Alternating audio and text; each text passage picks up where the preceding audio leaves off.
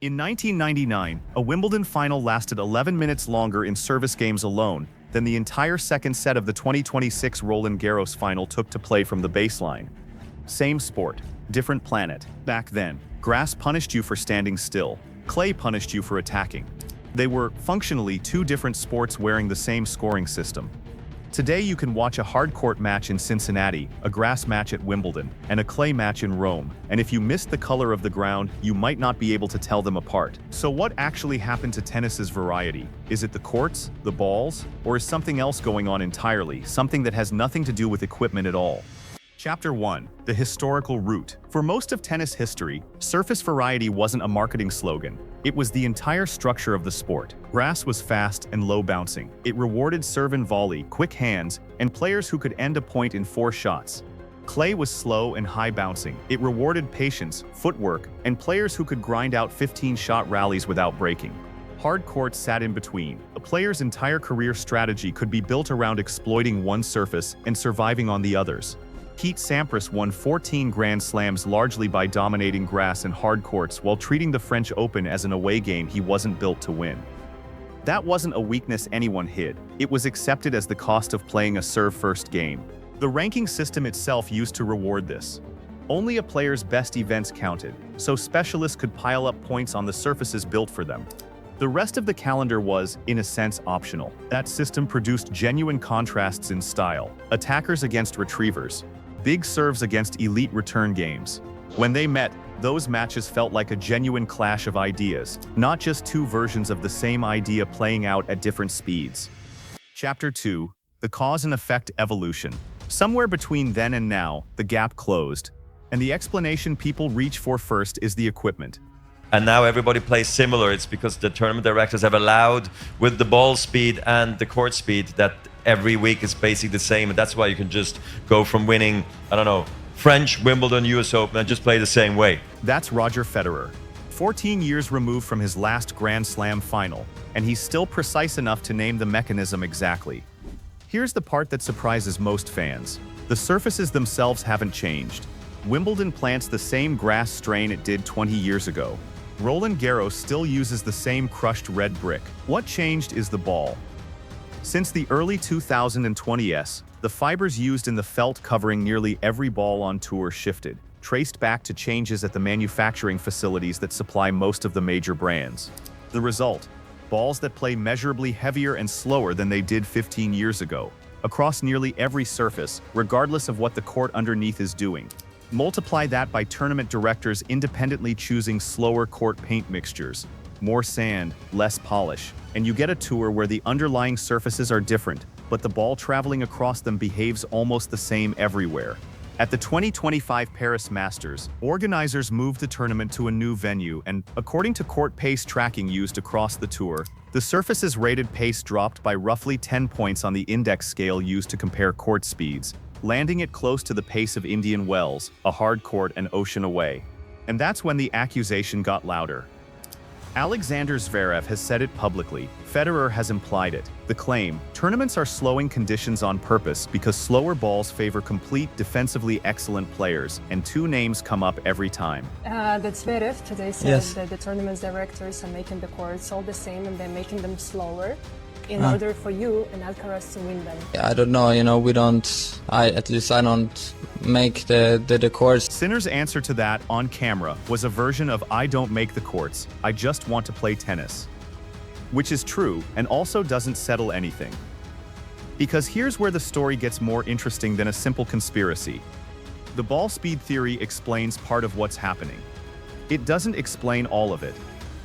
Look at who's actually succeeding on the surfaces that are supposedly now identical. Players like Francisco Cerundolo and Holger Rune, clay court movers by background, have started playing some of their best tennis on grass. Not by rushing the net, by staying back, moving better than anyone in the draw, and picking their moment to attack later in the rally than serve and volley players ever would have dared. That's not what a slower grass court alone would produce. That's a generational shift in how completely players are built. Go back 15 years and you could find major players with real, exploitable weaknesses.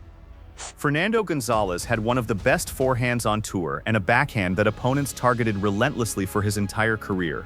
That weakness was a strategy in itself, Attack the backhand, win the point. Try to find that same weakness anywhere in today's top 5. You mostly can't. The players who've made deep runs with a genuinely exploitable wing, Tsitsipas's backhand has been picked apart in exactly this way in the last 2 years, have fallen, not risen. So the honest answer is probably both things at once. The balls did get slower. The courts probably did converge, whether by coincidence or design, but the players also stopped having weaknesses worth exploiting. And that alone would have made the tour look more uniform, even if every ball on tour had stayed exactly the same. Chapter 3. The Modern Lens. That's why Alcaraz and Sinner look so interchangeable stylistically to a casual viewer, even though they're not the same kind of player at all. It's not that tennis picked 2 clones to dominate. It's that the sport, on every surface, now optimizes toward the same skill set. Elite movement, no weak wing, and patience to wait for the right ball rather than force one. And that's exactly why the rare exception still breaks through the noise. When Grigor Dimitrov or a serve-first outlier makes a run somewhere unusual, it gets disproportionate attention, because it's a genuine reminder of what tennis used to look like every single week. Chapter 4. The Business Behind the Slowdown. There's a reason nobody actually needs a secret memo for every tournament to arrive at the same slower conditions independently. The commercial incentives all point the same direction. A 4-shot service-dominated point is over before a broadcast camera can even find a compelling angle.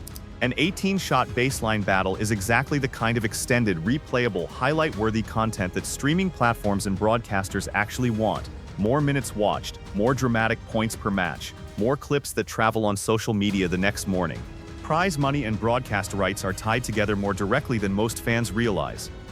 Tournaments don't just want competitive matches. They want matches that are compelling to watch for as long as possible. Because that viewership is what next year's broadcast deal gets priced on. Compare that to a sport like baseball, which added a pitch clock specifically to speed the game up, because dead time between pitches was actively costing viewers. Tennis has the opposite problem and the opposite incentive. The rally itself is the content. So conditions that produce more, longer rallies aren't a conspiracy against any one player, they're just good business. Arrived at independently by dozens of tournament directors making the same rational call.